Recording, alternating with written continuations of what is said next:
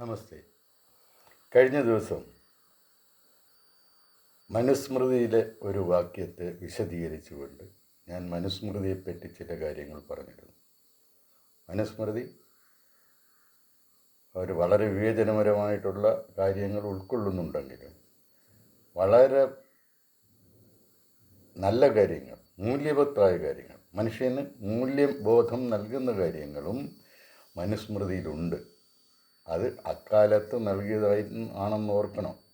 3000 ചില്ലുവാനും കൊല്ലങ്ങൾക്ക് മുമ്പ് ഭാരതീയ സംസ്കാരം ഇങ്ങനെ ഒരു ഉപദേശം നൽകത്തക്കവണ്ണം വളർന്നിട്ടുണ്ടെങ്കിൽ അതിന് എത്രയോ 1000 കൊല്ലങ്ങളുടെ പഴക്കമുണ്ടാകും, പൗരാണികതയുണ്ടാകും എന്ന് നമുക്ക് ഊഹിക്കാവുന്നതേ ഉള്ളൂ. അതിൽ ഒരു മനുസ്മൃതി നൽകുന്ന മറ്റൊരു ഉപദേശം കേൾക്കുക. വിത്തം ബന്ധുർ വയകർമ്മ വിദ്യാഭവതി പഞ്ചമി ഏതാനി മാന്യസ്ഥാനാനി ഗരീയോ യദ്യതുത്തരം. വിത്തം ബന്ധു വയസ്സ്, പിന്നെ കർമ്മ, അടുത്ത് കഴിഞ്ഞ് വിദ്യ.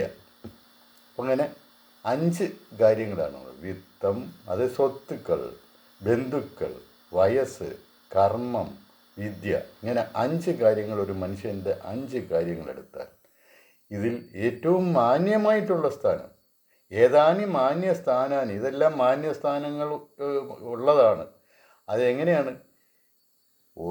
പിന്നെ അവസാനം പറയുന്നതാണ് ഏറ്റവും ഉത്തമമായിട്ടുള്ളത്, അതാണ് ഏറ്റവും വലുതായിട്ടുള്ളത്. ആദ്യം പറയുന്നതാണ് വിത്തം, ഏറ്റവും ചെറിയ മാന്യസ്ഥാനമാണ് അതിനുള്ളതെന്നർത്ഥം. ബന്ധുക്കൾ, ഇന്ന ആൾക്കാരുടെ ബന്ധുക്കളാണ്, ഇന്ന കുടുംബത്തിൽപ്പെടുന്നത്, അതിന് ഒരു 2ാം സ്ഥാനം. വയസ്സ്, അതിന് 3ാം സ്ഥാനം. അടുത്തത് 4ാം സ്ഥാനം എന്ന് പറയുന്നത് കർമ്മങ്ങൾ, ഒരാളുടെ കർമ്മങ്ങൾ. 5ാം സ്ഥാനം എന്ന് പറയുന്നതാണ് വിദ്യ. അതായത് വിത്തവുമല്ല, ബന്ധുവുമല്ല, വയസ്സുമല്ല, കർമ്മവുമല്ല, വിദ്യയാണ് ഒരുത്തൻ്റെ ഏറ്റവും സമുന്നതമായിട്ടുള്ള മൂല്യം. അതാണ് മനു പറയുന്നത്. വിത്തത്തെ അല്ല, നമ്മൾ കാശ് നോക്കി ആരെയും ബഹുമാനിക്കാൻ പാടില്ലെന്നർത്ഥം. ബന്ധുബലം നോക്കിയും ബഹുമാനിക്കാൻ പാടില്ല. എന്ന് വെച്ചാൽ ബഹുമാനം കൊടുക്കണം അതിനൊക്കെ, പക്ഷെ താരതമ്യേന കുറഞ്ഞ ബഹുമാനമേ നമ്മൾ കൊടുക്കാൻ പാടുള്ളൂ. അതുപോലെ തന്നെ വയസ്സ്, നമ്മളെക്കാൾ മൂത്ത ഒരു പ്രായമുള്ള ഒരാളിന് നമ്മളൊരു ബഹുമാനം കൊടുക്കണം. ഒരാളിൻ്റെ നല്ല പ്രവൃത്തികളുണ്ടാൽ നമ്മൾ ബഹുമാനം കൊടുക്കണം. അതാണ് അടുത്തത്. വിദ്യ, ഏറ്റവും കൂടുതൽ ബഹുമാനം കൊടുക്കേണ്ടത് വിദ്യയുള്ളവനാണ്, അറിവുള്ളവനാണ്. അറിവിനെ മാനിക്കണം, അറിവിന് ഏറ്റവും വലിയ വില കൊടുക്കണം. ഇതാണ് മനു അന്ന് പഠിപ്പിക്കുന്നത്. അറിവിനെ മാനിക്കുക, അറിവാണ് ഈ ലോകത്തെ നയിച്ചു കൊണ്ട് പോകുന്നത്. അതുകൊണ്ട് അറിവുള്ളവന് ഏറ്റവും കൂടുതൽ മൂല്യം കൽപ്പിക്കണം. ഈ മൂല്യബോധമാണ് മനു നൽകുന്നത്. മനു പല കാര്യങ്ങളും അന്ന് പറഞ്ഞിട്ടുണ്ടെന്ന് മനുസ്മൃതി വായിച്ചാൽ, ഇപ്പോഴത്തെ അവസ്ഥയിൽ വായിച്ചാൽ നമുക്ക് മനസ്സിലാകും. ഇനി ഈ മൂല്യബോധം, ഇങ്ങനെ ഒരു ചിന്ത നമ്മൾ ഈ ജനങ്ങൾക്ക് ഉപദേശിക്കാൻ തക്കവണ്ണമുള്ള ഒരു സാംസ്കാരിക പശ്ചാത്തലം, സാംസ്കാരിക പൈതൃകം, സാംസ്കാരിക സമ്പത്ത് അന്നത്തെ ഭാരതീയർ ആർജിച്ചു എന്ന് പറഞ്ഞു കഴിഞ്ഞാൽ നമ്മളുടെ പരിഷ്കൃത ലോകത്തിന് പോലും ഇതൊരു മാതൃകയല്ലേ.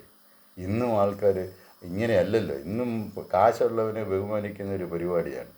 കാശുള്ളവനെ വിളിച്ചിരുത്തി അവന് സദ്യ കൊടുക്കുകയും അവൻ്റെ കയ്യിൽ നിന്ന് പൈസ വാങ്ങിക്കുകയും ഉത്സവം നടത്തുകയും ആഘോഷം നടത്തുകയും ചെയ്യുന്ന പരിപാടി. കാശുള്ളവനാണ് ഇന്നും സമൂഹത്തിൽ പ്രമുഖ സ്ഥാനം, ഉയർന്ന സ്ഥാനം നൽകി ആദരിക്കുന്നത്. അതല്ല, അറിവുള്ളവനാണ് കൊടുക്കേണ്ടതെന്ന് അന്നൊരു മുനി പറഞ്ഞാൽ അത് മുനി മഹാൻ തന്നെയായിരുന്നു.